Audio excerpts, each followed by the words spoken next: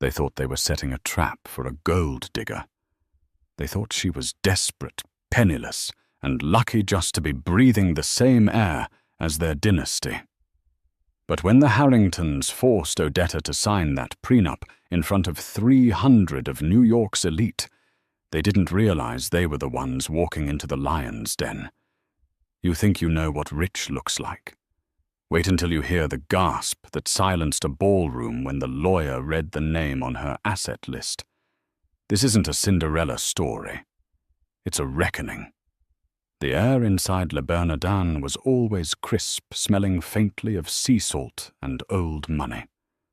For Odetta Jenkins, a freelance illustrator who spent most of her days in paint-stained, oversized T-shirts in a drafty Bushwick loft, the stiff white tablecloths felt like a minefield.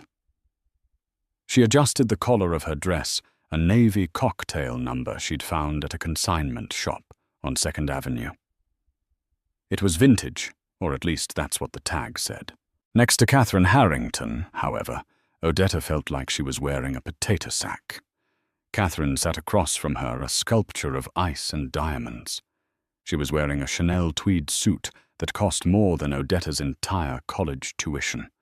Next to her sat Richard Harrington, the patriarch of the Harrington real estate empire, a man who looked at people and saw only square footage and zoning laws. And beside Odetta was Liam Harrington, the man she loved. He reached under the table and squeezed her hand, his palm sweating slightly. He was the golden boy, the heir apparent, but tonight he looked like a child waiting for a scolding. "So," Catherine began, not bothering to look at Odetta as she dissected her scallop with surgical precision. "Liam tells us you're an artist." She said the word artist the way one might say leprosy. "I'm an illustrator," Odetta corrected gently, keeping her voice steady. "I do contract work for publishing houses and some digital marketing firms." "Contract work," Richard grunted, taking a sip of a Pinot Noir that was probably older than Odetta. "Unstable, no equity, no 401k. "I manage Richard," Odetta said, offering a polite smile. "I've never missed rent." Catherine placed her fork down. The metallic clink against the china sounded like a gavel drop. "Rent, precisely. You pay rent, Odetta. We own skylines." Liam cleared his throat.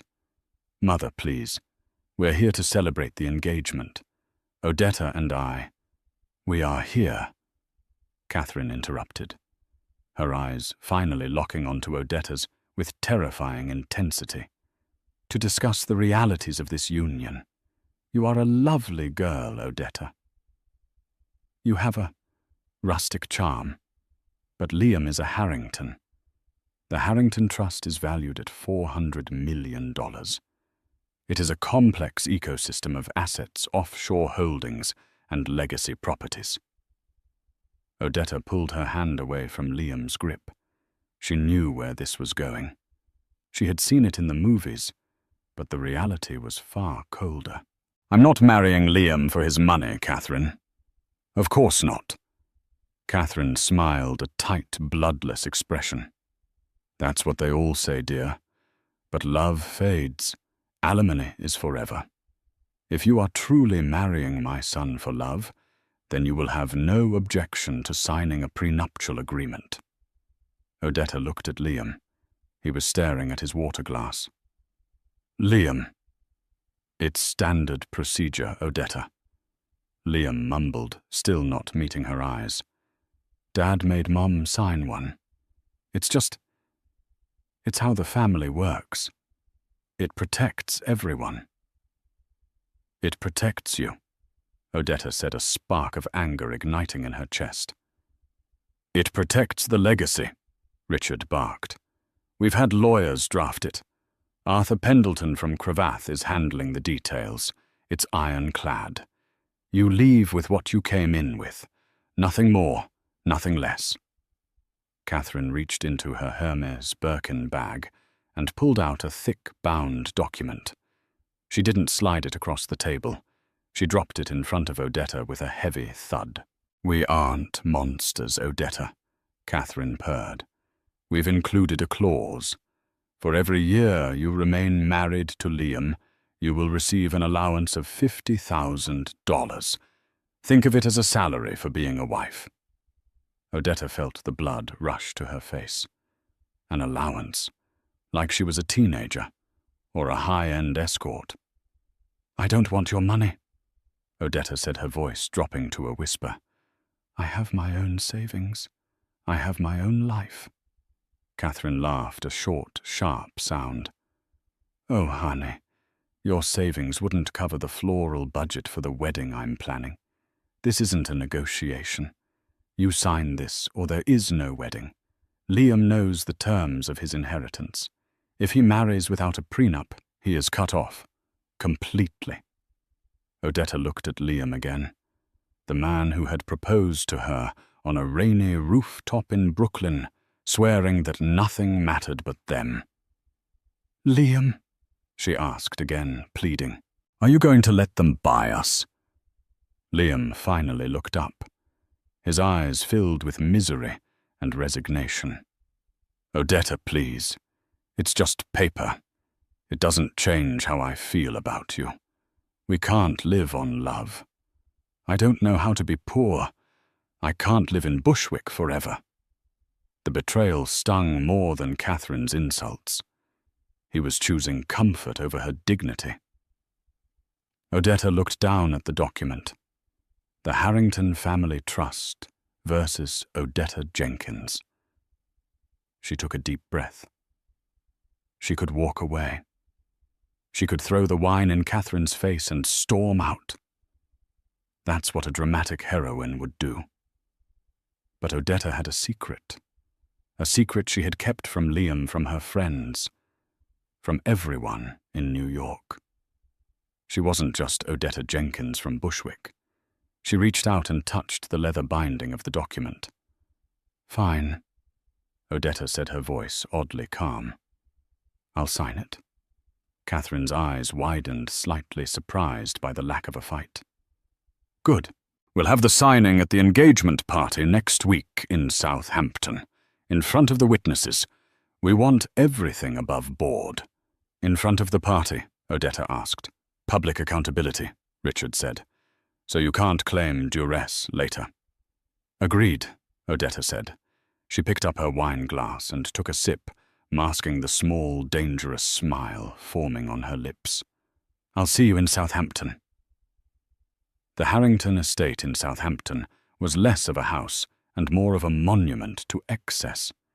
It sprawled across 6 acres of oceanfront property, a white colonial monstrosity with manicured hedges that looked like they were trimmed with nail scissors. The engagement party was in full swing. A string quartet played Vivaldi near the infinity pool. Waiters in white tuxedos circulated with trays of caviar and champagne. The guest list was a who's who of New York society hedge fund managers, senators' wives, tech CEOs, and socialites who hadn't worked a day in 3 generations. Odetta stood by a marble pillar watching the circus. She wore a simple, elegant black dress, no jewelry. Liam was across the lawn being clapped on the back by his fraternity brothers from Yale. He looked relieved. He thought the storm had passed. "Enjoying the view?" Odetta turned to see Catherine standing there, holding a glass of Bollinger. She looked triumphant. "It's a beautiful house, Catherine," Odetta said. "It's a Harrington house," Catherine corrected. "And tonight we secure its future. The lawyers are setting up in the library. Arthur Pendleton is here. We're doing the signing at 8:00 p.m. sharp, just before the toasts." "Why the spectacle, Catherine?" Odetta asked, turning to face her future mother-in-law. "Why not just do it in an office?" Catherine stepped closer, her perfume smelling of tuberose and hostility. "Because, my dear, these people need to see that Liam hasn't lost his mind. They need to see that you know your place. You are the lucky charity case, The signing is a signal to our world that the Harrington walls are still high." "My place," Odetta repeated. "I see." "Don't look so sour," Catherine sneered. "You're getting a lifestyle millions would kill for. All you have to do is sign away your claim to it." As 8 p.m. approached, the music died down. Richard Harrington stepped onto the raised terrace, tapping a spoon against his glass. "Ladies and gentlemen, if I could have your attention." The crowd hushed. 300 faces turned toward the terrace. "Tonight we celebrate Liam and Odetta," Richard boomed. "But in the Harrington family we believe in transparency. We believe in entering partnerships with eyes wide open." A murmur went through the crowd. This was highly irregular. "To that end," Richard continued, gesturing to a large oak table that had been brought out onto the terrace, "we are commencing the signing of the prenuptial agreement, a testament to the fact that this marriage is built on love, not financial incentive." There were chuckles from the crowd, cruel, knowing chuckles. They knew what this was. A public shaming, a ritual humiliation of the poor girl. Liam walked up to the terrace looking pale. He beckoned for Odetta. Odetta walked up the stone steps. She could feel the eyes on her, assessing her, judging her. "Look at her dress," she imagined them saying. "Look at her cheap shoes. She's doing it for the money." Arthur Pendleton, a man who looked like a bulldog in a bespoke suit, stood by the table. He had the documents spread out. "Miss Jenkins," Pendleton said, his voice projecting to the front rows. "As discussed, this document waives your right to any Harrington assets acquired prior to or during the marriage. You leave with only your personal possessions and assets registered in your name prior to this date. Do you understand?" "I understand," Odetta said. Her voice didn't tremble. It carried across the silent lawn. "And," Pendleton continued, "in the spirit of full disclosure required by New York state law, we must annex a schedule of assets for both parties to ensure there is no hiding of wealth. Liam's assets are listed here. The trust, the property, in Hampapu in Aspen, the portfolio. Total value, roughly $412 million. There was a polite round of applause. Liam looked at his shoes. "And for Miss Jenkins," Pendleton said, picking up a single thin sheet of paper. He smirked. "You were asked to provide a list of your assets and liabilities for the appendix." "I did," Odetta said. "I sent it to your office this morning. Did you not receive it?" Pendleton frowned. "My paralegal handed me a sealed envelope just before I arrived. I haven't opened it yet, assuming it was negligible. A checking account and a used car, perhaps." Laughter rippled through the crowd. Catherine was beaming.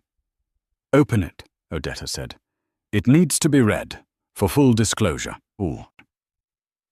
Pendleton sighed theatrically. "Very well."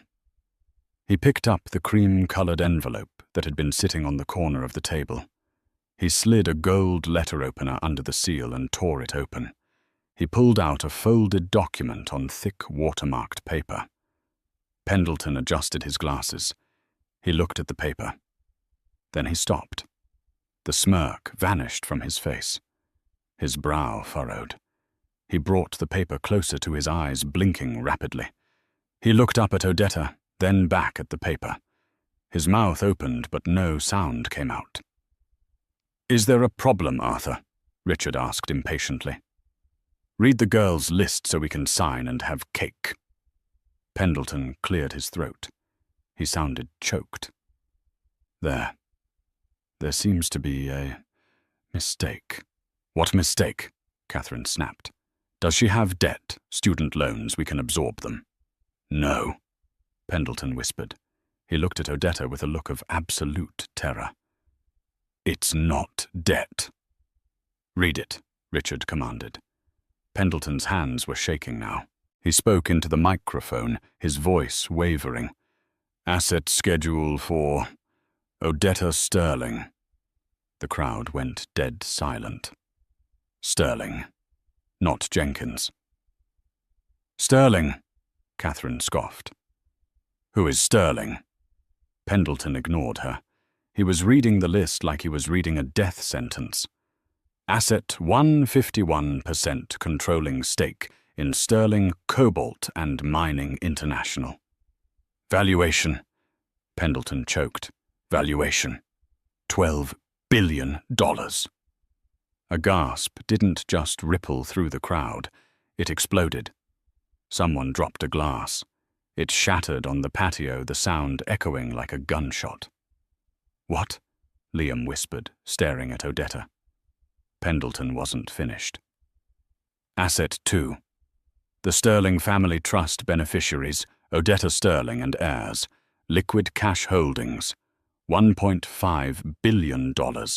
Asset 3 real estate portfolio, including the Sterling Tower in Manhattan, the Château de Lumière in Nice, France, and, wait, this property. Pendleton looked up at Richard Harrington. Miss Sterling holds the underlying mortgage note for the Harrington estate in Southampton, purchased last month through a shell corporation. The silence was absolute. The wind rusting the leaves was the only sound. Odetta stepped forward to the microphone. She looked at Catherine, whose face had gone the color of ash. She looked at Richard, who looked like he was having a cardiac event. You wanted to protect the family assets, Odetta said, her voice cool and commanding, the voice of a CEO, not an illustrator. I agree. It's a smart move. She picked up the pen. But I'm not signing this to protect Liam's $400 million. I'm signing it to protect my $14 billion from you. For 3 seconds, the world stopped spinning. Richard Harrington gripped the podium, his knuckles white. The color had drained from his face so completely that he looked like a wax figure melting in the heat. Catherine, usually the master of the quick retort, stood with her mouth slightly ajar, her eyes darting between Odetta and the terrifying document in Pendleton's shaking hands. 14 billion, someone in the front row whispered. It was Mrs. Van der Veer, the gossip columnist for the Post. She was already typing furiously on her phone under her shawl. Odetta picked up the Mont Blanc pen. It felt heavy, substantial. She looked at the prenup, the document meant to shackle her, to keep her in her place as the lucky poor girl. You know. Odetta said, her voice amplified by the speaker's, calm and conversational. My father always told me that prenups are essential. He said, Odetta, wealth attracts parasites. I just never thought I'd be sitting at a table with them. She signed her name. Odetta Sterling. Not the jagged, nervous scrawl of Odetta Jenkins, but the sweeping, confident signature that had authorized billion-dollar mergers since she was 21. She capped the pen and tossed it onto the table. It rolled and hit Richard's hand. He flinched. There, Odetta said, stepping back. Your legacy is safe from me, Richard, and mine is safe from you. As for the house, she gestured to the sprawling mansion behind them. I'll have my property managers contact you about the lease terms. I believe in fair market value. She turned to leave. The reaction was instantaneous. The crowd, previously a wall of judgment, physically shifted. It was a biological response, like sunflowers turning toward the sun. As Odetta walked down the stone steps, the path cleared. People who had looked through her 20 minutes ago were now desperate for her attention. Odetta, darling. It was a woman in a red dress who had earlier spilled a drink on Odetta's shoes without apologizing. We must do lunch. I had no idea you were that Sterling. Miss Sterling, a man called out, extending a business card with trembling fingers. If you're ever looking for new representation. Odetta ignored them all. She walked with a straight back, her eyes fixed on the driveway. She didn't look at Liam. She couldn't. If she looked at him, the mask would slip, and she would just be the girl whose heart was breaking. Odetta. Wait. It was Catherine. She had scrambled down the stairs, abandoning her dignity. She caught up to Odetta near the fountain, breathless. Odetta, please, Catherine panted, forcing a smile that looked like a rictus of terror. This is a misunderstanding. A joke. Surely you aren't actually. Actually the heiress to the sterling cobalt fortune, Odetta finished for her. The granddaughter of Archibald Sterling. Yes, Catherine. I am. But the clothes, Catherine stammered, gesturing at Odetta's simple dress. The apartment in Bushwick, the contract work. I like painting, Odetta said simply. And I live in Bushwick because I own the building. I own the block, actually. I like the coffee shop on the corner. Catherine reached out, trying to touch Odetta's arm, her fingers twitching. We didn't know. If we had known, things would have been different. We treated you like...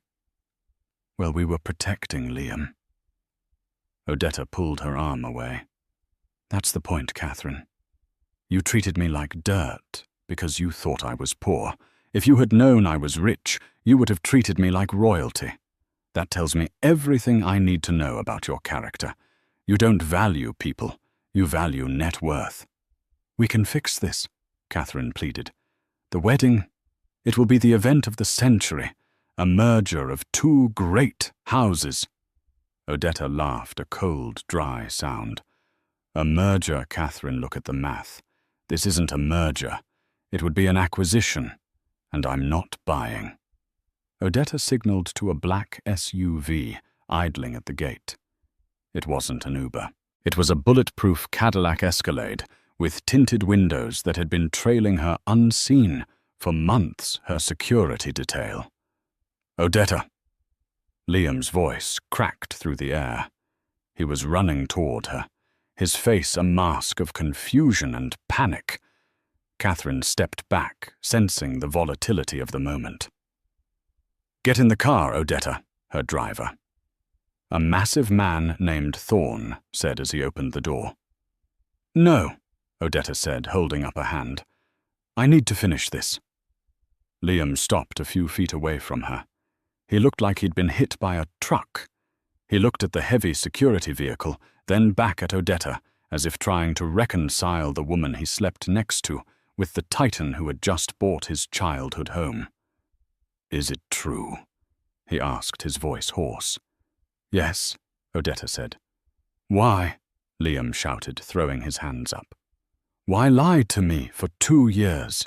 Odetta, we lived on ramen noodles. We split the electric bill. I saved for 6 months to buy you that engagement ring. A ring you probably think is a piece of trash. Now. I love that ring, Odetta said softly. I love it because you worked for it. Because it was real. Real. Liam scoffed, tears welling in his eyes. Nothing about us was real. You're a billionaire, Odetta. You played poor, like it was a game. Was I a charity project? Were you studying how the common people live? I was hiding.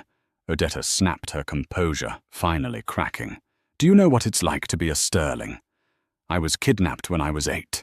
I have had bodyguards since I could walk. Every man I ever dated before you tried to pitch me a business idea on the 3rd date, or accidentally left his portfolio at my house. I wanted to be loved for me, Liam, not for the checkbook.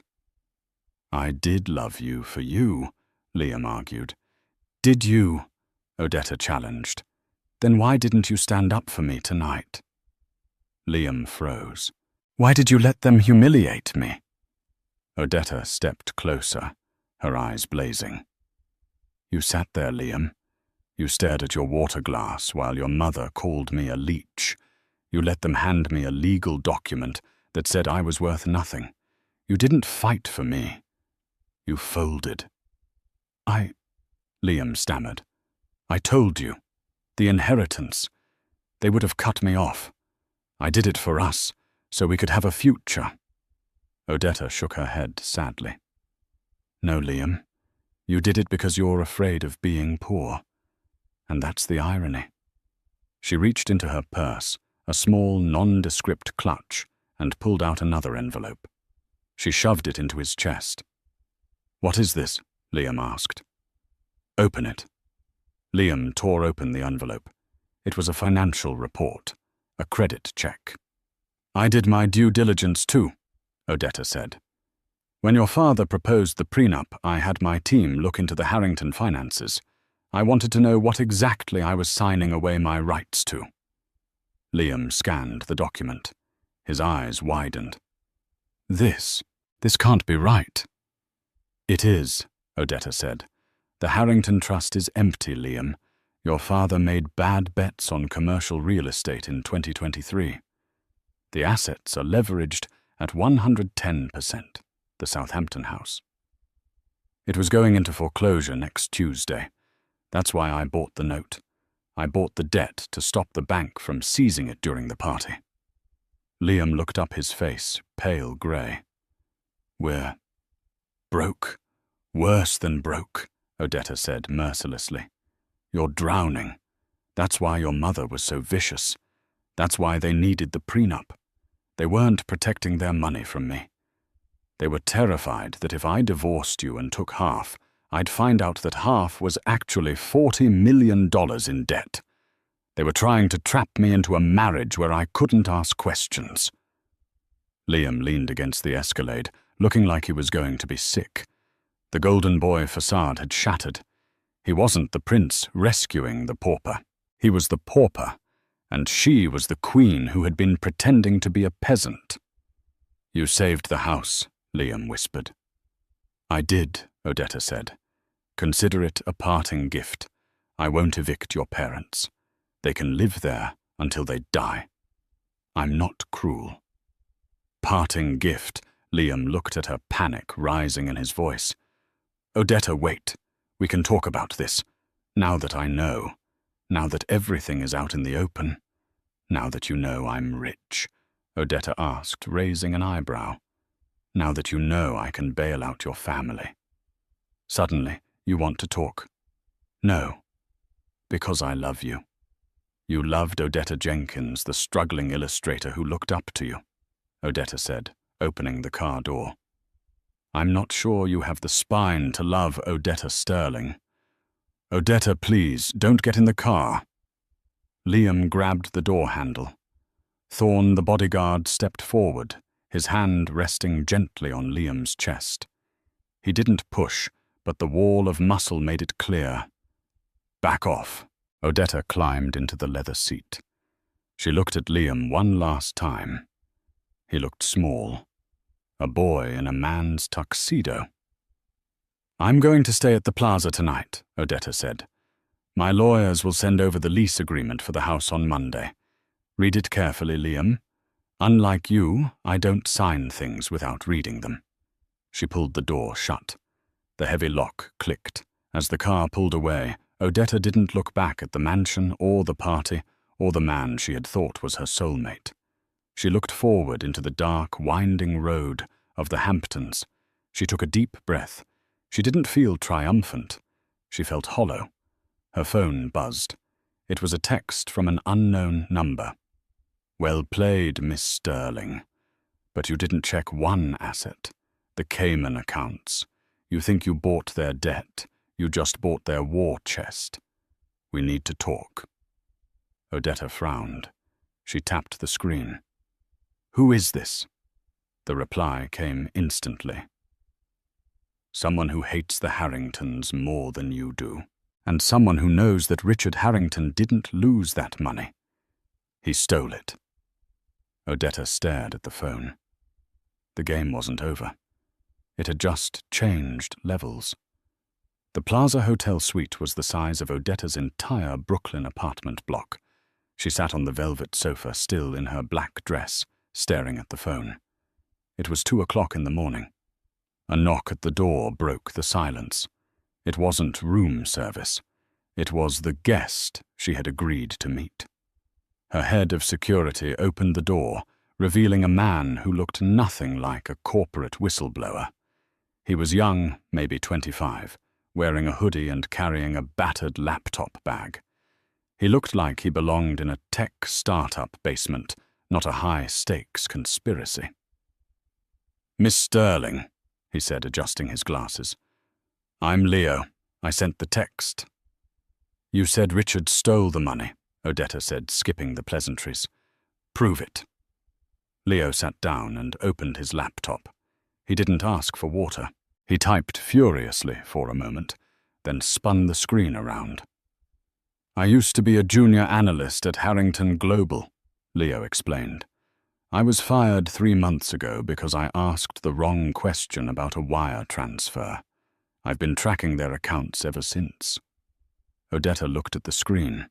It was a spiderweb of transactions. "You found out the Harrington Trust was empty," Leo said, pointing to a red graph. "Richard made bad bets on commercial real estate, yes, but that only lost him about 50 million. The other 350 million, it didn't vanish, Odetta. It was moved." "Moved where?" "To a shell company called Phoenix Holdings in the Cayman Islands." Leo tapped a key. A document appeared. But here is the twist. Richard didn't sign the incorporation papers for Phoenix Holdings. He knew if the SEC ever looked, his signature would be a smoking gun. Odetta leaned in her eyes, scanning the document. Her breath hitched. "He needed a patsy," Leo said quietly. "Someone with the Harrington name, but without the business sense to check what they were signing. Someone who trusts him blindly." At the bottom of the document, in familiar looping blue ink, was a signature Odetta had seen 1,000 times on birthday cards and valentines. Liam Harrington. "Liam is listed as the sole director and beneficiary of Phoenix Holdings," Leo said. "Richard moved the family fortune into this account, then leveraged the original Harrington company with massive debt that you just bought. When the company inevitably collapses under that debt, the creditors, which is now, you would trigger an audit." Odetta felt sick. "And the audit would find that the assets were embezzled by the director of the shell company." "Exactly." Leo nodded. "Richard set it up so that when the house of cards falls, he looks like the victim of a son who looted the family coffers. Richard walks away clean. Liam goes to federal prison for embezzlement and fraud. Minimum sentence 20 years. Odetta stood up and walked to the window, looking out at Central Park. The city lights blurred. It was diabolical. Richard Harrington wasn't just a snob. He was a predator who ate his own young. He had forced the prenup not to protect the money from Odetta, but to ensure Odetta couldn't get close enough to the books to spot the frame-up. "Does Liam know?" Odetta asked. "I doubt it," Leo said. "Liam probably thought he was signing routine trust documents. The timestamps on these transfers align with his graduation week. Richard probably slipped them in a stack of papers to sign between champagne toasts." Odetta closed her eyes. She had walked away from Liam thinking he was a coward who chose money over her. But he wasn't choosing money. He was standing on a trap door with a noose around his neck, and his own father was holding the lever. If Odetta exercised her rights as the new debt holder, if she foreclosed on the Harrington estate as she planned, she would trigger the investigation that would destroy Liam. "You bought the debt," Leo said, closing his laptop. "You hold the gun. The question is, who do you want to shoot?" Odetta turned back to him. The sadness was gone. In its place was the cold, hard steel of the Sterling bloodline. "I need a car," Odetta said to her bodyguard. "We're going back to Southampton." It was 4:30 a.m. when the Escalade rolled back through the gates of the Harrington estate. The party was long over. The white tents looked ghostly in the pre-dawn mist. The ground was littered with plastic cups and soggy napkins, the hangover of a dynasty. Odetta didn't knock. She had the security codes for the gate. They were part of the mortgage documents she had purchased. She walked into the main house. It was silent. She found Liam in the library, the same room where the lawyers had set up hours ago. He was sitting on the floor, his back against a bookshelf, a half-empty bottle of scotch beside him. He was still wearing his tuxedo, the tie undone. He looked up as she entered. His eyes were red and swollen. "Back to evict me personally." He slurred a bitter smile, twisting his lips. "Or did you come to measure the drapes?" "Get up, Liam," Odetta said sharply. "Drink this." She grabbed a pitcher of water from a side table and poured a glass, shoving it into his hand. "Why do you care?" Liam muttered, pushing the glass away. "You made your point. You're the billionaire. I'm the fraud. You win." "You're not a fraud, Liam. You're a scapegoat." Odetta threw the file Leo had given her onto the floor in front of him. The papers fanned out. "Read it." Liam squinted at the documents. "What is this? Look at the signature. Liam, Phoenix Holdings. Do you remember signing that?" Liam picked up the paper. He frowned. This was the trust restructure. Dad said it was to lower our tax burden. He said it was standard. "It wasn't a restructure," Odetta said, kneeling down so she was eye-level with him. "It's an offshore shell company. Your father drained the real liquid assets, $350 million, and put them there, under your name." Liam shook his head, the alcohol making him slow. "I don't understand. Why would he put it in my name?" "That's good, isn't it? That means I have the money." "No, Liam." Odetta grabbed his shoulders and shook him. "He leveraged the original company with debt. When the debt implodes, the authorities will look for the missing cash. They will find Phoenix Holdings. They will find your signature. They will think you stole the money from the family business to hide it. Your father set you up to take the fall for his embezzlement." Liam froze. The reality hit him like a physical blow, sobering him instantly. "No, Dad wouldn't. He's tough, but he's not. He's broke, Liam. Desperate men do desperate things. He realized the ship was sinking, so he threw you overboard to use as a raft." Liam stared at the paper. His hands started to tremble. The betrayal was absolute.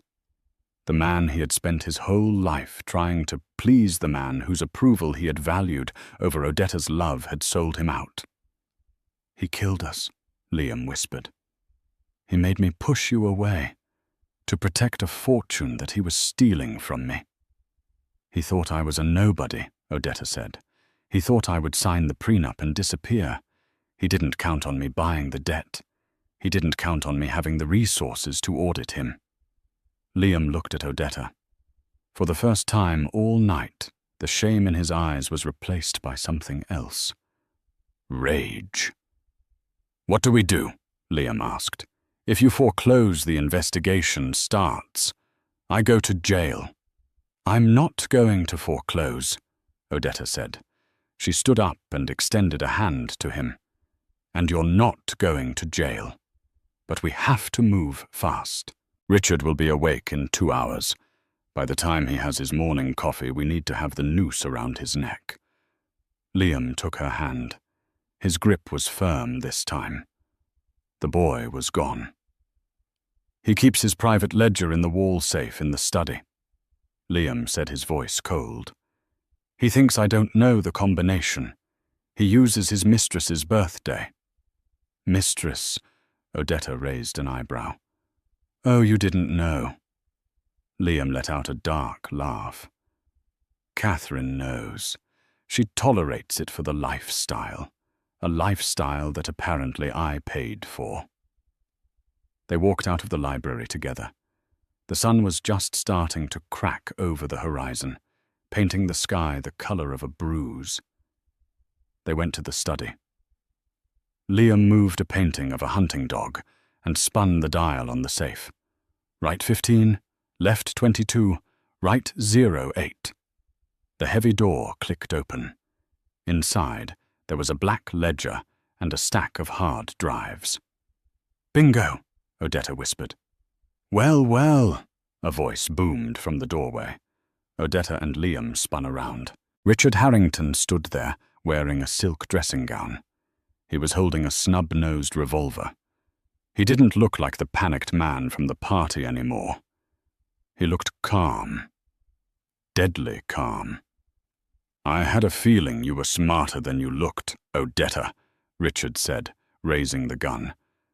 "And Liam, I always knew you were weak, conspiring with the enemy in your own house." "You stole everything from me," Liam said, stepping in front of Odetta. "You set me up." "I gave you a life of privilege," Richard shouted, the mask slipping. "You never worked a day in your life. You think that lifestyle is free. Someone has to pay. If you have to spend a few years in minimum security so the Harrington name survives, that is your duty." "The Harrington name is trash," Odetta said, stepping out from behind Liam. She wasn't looking at the gun. She was looking at Richard with pure disdain. "And you're not going to shoot us, Richard." "And why is that?" Richard sneered, cocking the hammer. "Because," Odetta said, pointing to the window, "you're already too late." Blue and red lights flashed against the walls of the study. The sound of sirens wailed up the driveway, piercing the morning quiet. "I didn't just come back to talk to Liam," Odetta said. "I called the FBI on the way over. I told them I was the new debt holder, and I suspected massive fraud. They're here for the books, Richard." Richard's face went white. He looked at the gun, then at the window, then at his son.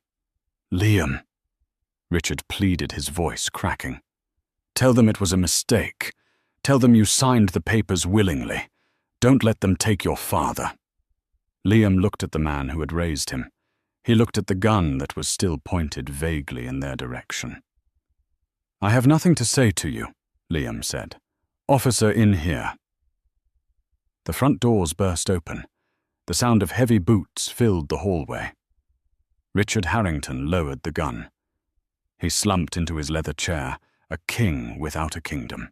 "You should have let her sign the prenup," Liam said to his father, his voice void of emotion. "You really should have."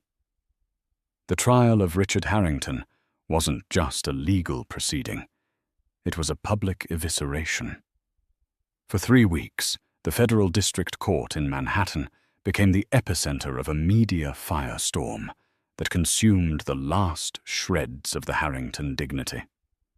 Odetta attended every day. She didn't sit in the back. She sat in the front row, directly behind the prosecution, wearing tailored suits that cost more than the Harringtons' now foreclosed Aspen Lodge. She wanted Richard to see her. She wanted him to look at the penniless artist he had tried to crush and see the architect of his demise. The climax came on a rainy Tuesday. Richard took the stand, abandoning his lawyer's advice to remain silent. It was a desperate, arrogant move. He tried to charm the jury, to paint himself as a victim of a complex market and a misunderstanding. But the cross-examination was brutal. The prosecutor, armed with the digital forensics Odetta's team had provided, picked him apart bone by bone. When the verdict was read guilty on all 14 counts of wire fraud, embezzlement, and securities fraud, the courtroom didn't gasp. It exhaled. It was inevitable. Richard didn't scream. He simply slumped, aged 20 years in 20 seconds. But it was Catherine's reaction that haunted Odetta. The Ice Queen didn't cry. She stared at Odetta with a look of pure, unadulterated hatred, mouthing a word that the bailiffs pretended not to see. Catherine was escorted out, her assets frozen, her furs seized, destined for a life that terrified her more than prison anonymity. 3 months later, the silence at the Southampton estate was heavy enough to weigh on the soul. Odetta walked through the grand hall. The movers had finished days ago. The assets, the Ming vases, the Renaissance tapestries, the gaudy chandeliers that Richard had bought to impress people he didn't like, were all gone. They had been auctioned off to pay the long line of creditors. The house was a shell, a white colonial skeleton stripped of its pretension. "It echoes," a deep voice rumbled. Odetta didn't flinch. She turned to see Thorne, her head of security, standing by the open French doors. He had traded his tactical gear for a linen suit, but his presence was still formidable. "Empty houses always do, Thorne," Odetta replied, her voice echoing off the marble floors. "It's funny. When I came here for the engagement party, this room felt so small, so suffocating. Now it feels like an airplane hangar." "The realtor is calling again," Thorne noted, checking his phone. "He says he has a buyer from Dubai interested in the property, a tech mogul. He's offering 10% over market value." "Tell him the house isn't for sale," Odetta said, running her hand along the banister. Thorne raised an eyebrow. "You're keeping it Miss Sterling, with all due respect. This place is a monument to a family that tried to destroy you. Why would you want to live in their ghosts?" "I don't want to live here," Odetta said, turning to look out at the overgrown garden. "But I don't want to erase it either. If I sell it, someone else just buys the status symbol. I want to change the meaning of the symbol." She walked toward the terrace. "Besides, I have a meeting." "He's at the gate," Thorne said softly. "I told the guards to hold him." "Let him in." Liam Harrington walked up the long, winding driveway. He hadn't brought a car. He had taken the train from the city and walked the 2 miles from the station. He looked different. The soft, doughy look of a man who had never faced a consequence was gone, replaced by a lean, ragged hardness. He wore a cheap grey suit, ill-fitting at the shoulders, and scuffed shoes. He looked tired. He looked like a man who had spent the last 90 days learning how to survive in a world that no longer cared about his last name. Odetta waited for him on the terrace, the spot where the signing ceremony had taken place. The table was gone. The microphone was gone. It was just stone and wind. Liam stopped 10 feet away. He didn't smile. He didn't try to charm her. He looked at her with a mix of shame and a strange new respect. "You look," Liam started, then stopped. "You look like you own the world, Odetta." "I own the mortgage, at least," Odetta said, her face unreadable. "How are you, Liam?" "I'm alive," he said. "Dad is in FCI Otisville. Mom is in Boca living with her sister. I haven't spoken to either of them." "And you?" "I'm working," Liam said. "I got a job as a paralegal, not at a big firm. A legal aid clinic in the Bronx. I spend my days helping people fight eviction notices." He let out a short, dry laugh. Irony has a sick sense of humor. "It's honest work," Odetta said. "It is," Liam agreed. "It's the first honest thing I've done in my life. I used to think I was the good guy, Odetta. I told myself I was protecting you. But watching the trial, hearing the evidence, I realized I wasn't protecting you. I was protecting my inheritance. I was willing to let them humiliate you to keep my safety net." He reached into his jacket pocket. His hand trembled slightly. "I found this in the apartment, when I was packing up my stuff." He pulled out a small, tattered sketchbook. It was one of Odetta's old ones from when they first started dating. It was filled with charcoal sketches of Liam sleeping, laughing, drinking coffee. They were intimate, filled with a love that felt like it belonged to a different lifetime. "I almost threw it away," Liam said, his voice cracking. "But I couldn't. It's the only thing I have left that felt real. But I shouldn't have it. I don't deserve to have it." He stepped forward and placed the sketchbook on the stone wall. Next to it, he placed a small velvet box. "And this?" he whispered. "The ring. I know you said to sell it. I tried. I walked into a pawn shop on 8th Avenue. But when the guy offered me the cash, I couldn't do it. It felt like selling us." Odetta looked at the sketchbook and the ring, the artifacts of a dead relationship. She felt a pang in her chest, not of regret, but of mourning. She mourned the Odetta Jenkins who had drawn those pictures. That girl was gone. Odetta Sterling had killed her to survive. "You testified," Odetta said quietly. "You took the stand against your father. You confirmed the signature was coerced. You saved yourself, but you also nailed the coffin shut on him." "He nailed it himself," Liam said, his eyes hardening. "I just handed you the hammer." He looked at her, searching for something in her eyes. "Forgiveness. A second chance. I miss you." Liam admitted the words hanging in the air like smoke. "I miss the coffee shop. I miss the drafty loft. I miss the way you smell like turpentine. I know I messed up Odetta. I know I broke it. But I'm rebuilding. I'm trying to be the man you thought I was. Is there any version of the future where we try again?" Odetta looked at him. She saw the sincerity. She saw the pain. And she knew with absolute clarity the answer. "No, Liam." The words were soft, but they struck him like stones. "We can't go back." Odetta continued, her voice steady. "You're rebuilding, and I'm proud of you for that. Really. But you're rebuilding on the ashes of what we had. You can't build a house on ash. Every time I look at you, I see the man who sat silently at Le Bernardin, while his mother called me a whore. I see the man who signed a shell company document without reading it. I can forgive you, Liam, but I can't unsee you." Liam nodded slowly. He didn't argue. He didn't beg. He just absorbed the blow. "I understand," he whispered. "Keep the sketchbook," Odetta said. "Remember that someone loved you that much. Use it as a standard. Don't settle for anything less than that kind of love again.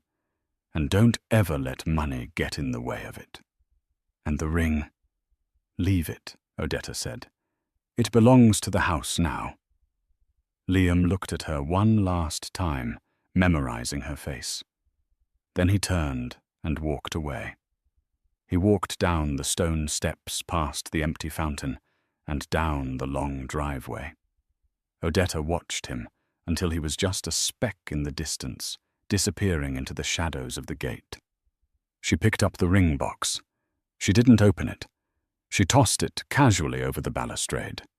It fell 50 feet and landed in the overgrown rose bushes below. Buried. "Thorne," she called out. The security chief stepped out from the shadows. "Yes, Miss Sterling. Call the contractors. I want the renovation started on Monday." 6 months later, the roar of a chainsaw had been replaced by the sound of a cello. The Southampton estate was unrecognizable. The gates were open permanently. The high security walls had been painted with murals, vibrant, chaotic, beautiful scenes of New York City life. Odetta stood on the lawn holding a clipboard. She wasn't wearing a suit. She was wearing paint-splattered overalls. "Miss Sterling!" "Look," a 10-year-old girl named Maya ran up to her holding a canvas. It was a messy, brilliant painting of a dragon eating a skyscraper. "It's magnificent, Maya." Odetta laughed, kneeling down. "But I think you need more red." More red! Maya shrieked and ran back to her easel. The lawn was covered in them. Easels, sculptures made of recycled metal. A dance troupe, practicing on the patio where Richard Harrington used to smoke his cigars. A large bronze plaque had been mounted on the front pillar of the house. It gleamed in the afternoon sun, the Sterling Institute for the Arts. Dedication to the dreamers who were told they weren't enough. A sleek black car pulled up to the curb. A reporter from the New York Times stepped out. She had an appointment for an exclusive interview. "Miss Sterling," the reporter said, looking around in awe. "This is unexpected. This property is valued at $50 million. You could have turned it into a resort, a headquarters, anything. Why an art school for underprivileged kids?" Odetta wiped a smudge of blue paint from her cheek. She looked up at the house. In the window of the master bedroom, formerly Catherine's sanctuary, she could see a group of teenagers learning graphic design on state-of-the-art computers. "My ex-mother-in-law once told me that art wasn't a real job," Odetta said, a small, satisfied smile playing on her lips. "She told me that assets were the only things that mattered. She said they owned the skyline." Odetta gestured to the kids, to the chaos, to the joy that filled the air. "I wanted to prove her wrong. She used this house to keep people out. I'm using it to let people in. I'm using her legacy to fund the next generation of artists who will paint the skylines she only knew how to buy." The reporter smiled. "That's quite a revenge." "It's not revenge," Odetta said, picking up her brush and turning back to her own canvas. "Revenge is bitter. This is a masterpiece. And that, my friends, is how you rewrite the ending. Odetta Sterling didn't just win the war, she changed the battlefield. She took the symbol of the Harringtons' greed and turned it into a factory for dreams. It's a powerful lesson. The best revenge isn't destroying your enemy. It's taking their weapons and using them to build something beautiful. But I have to ask you, what about Liam?" In that final scene, he seemed truly changed. He was working hard, he was humble, and he kept that sketchbook. Did Odetta make the right call by closing the door forever?